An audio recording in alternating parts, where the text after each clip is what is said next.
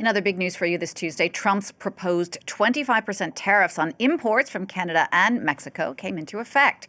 Canadian Prime Minister Justin Trudeau says they will put the same tax on U.S. products there. China was hit with another 10% hike, the second hit now for Beijing. China saying it will slap its own levies of up to 15% on certain U.S. imports. Our Washington correspondent Fraser Jackson told us more.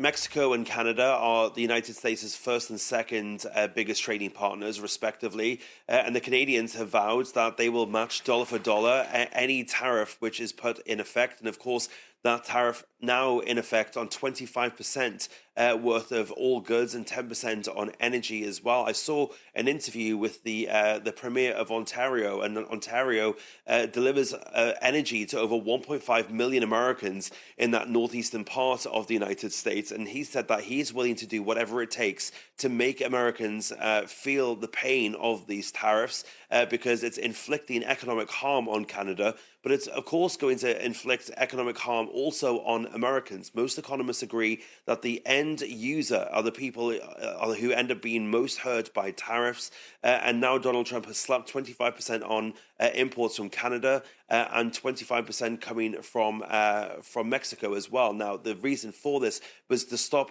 what he called a flow of migrants and drugs across the borders. It should be noted that the Mexicans in particular have worked hard to reduce the level of migration heading up to that northern border or the southern border for the United States. They've sent more troops to the border. And the Canadians, the main bugbear with Donald Trump was the amount of fentanyl, an opioid which has caused a lot of overdose deaths here in the United States.